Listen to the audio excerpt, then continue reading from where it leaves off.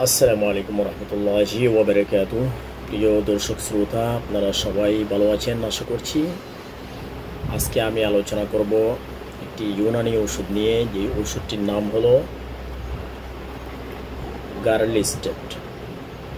এটা ট্যাবলেট ফর্মে নিয়ে আসছে দি ইবনে সিনা ন্যাচারাল মেডিসিন ইবনে সিনা ফার্মাসিউটিক্যালস এর ইউনানি ডিভিশন ওষুধটি তৈরি এবং বাজারজাত করে থাকে। ওষুধটির গ্রুপ নেম হলো কোর্স গার্লি টেপ। এই ওষুধটি কোলেস্টেরল এবং মেদ কমানোর প্রাকৃতিক সমাধান। ওষুধটি যদি আমি আনবক্স করি তাহলে ওষুধটিতে পাবো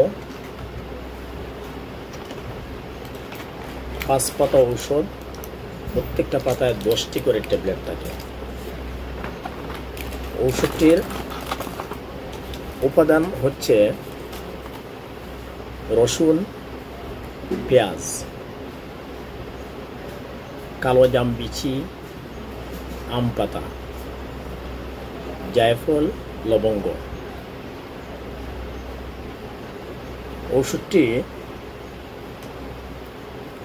সেবন মাত্রা এবং সেবন বিধি হচ্ছে 1 থেকে 2টি ট্যাবলেট 2 থেকে 3 বার, অথবা রেজিস্টার্ড চিকিৎসকের পরামর্শ অনুযায়ী সেবন করতে হবে। ওষুধটি মূলত ওষুধটির কাজ হচ্ছে রক্তে কোলেস্টেরলের মাত্রা বৃদ্ধি চিকিৎসায় কার্যকরী। এছাড়াও ওষুধটি শর্করাযুক্ত বহুমূত্র মানে ডায়াবেটিস, উচ্চ রক্তচাপ মানে হাই ব্লাড প্রেশার,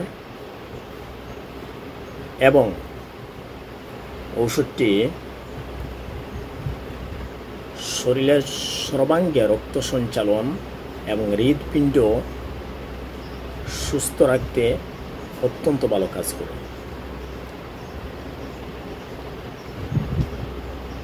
ওষুধটি গর্ভাবস্থায় এবং স্তন্যদানকালে সেবন করা যায় কিনা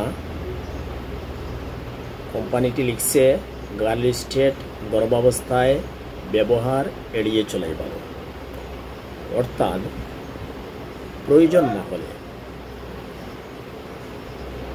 এই ওষুধটি গর্ভাবস্থায় এবং স্তন্যদানকালে সেবন না করাই উচিত। তবুও কোনো রেজিস্টার্ড চিকিৎসক যদি রোগীর রোগ বিবেচনা করে ওষুধটি রোগীকে দিয়ে থাকেন, সাজেস্ট করে থাকেন, তাহলে অবশ্যই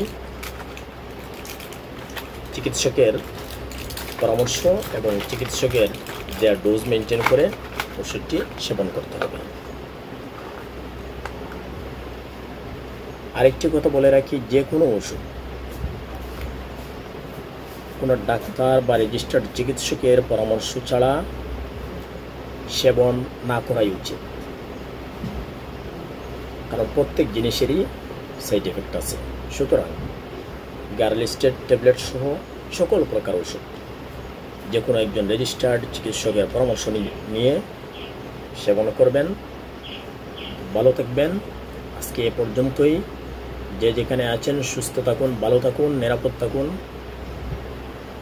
যারা আমার চ্যানেলটি সাবস্ক্রাইব করেন নাই, সাবস্ক্রাইব করে পাশে থাকুন। ইনশাআল্লাহ অনেক ভালো ভালো প্রোডাক্ট নিয়ে আলোচনা করব এবং আগামীতে বিভিন্ন হেলথ টিপস নিয়ে আসবো, যেগুলো আপনাদের ছেলে মেয়ে, মহিলা, পুরুষ সবার জন্য অত্যন্ত ভালো কাজ করবে। এমন কিছু হেলথ টিপস নিয়েও আসবো।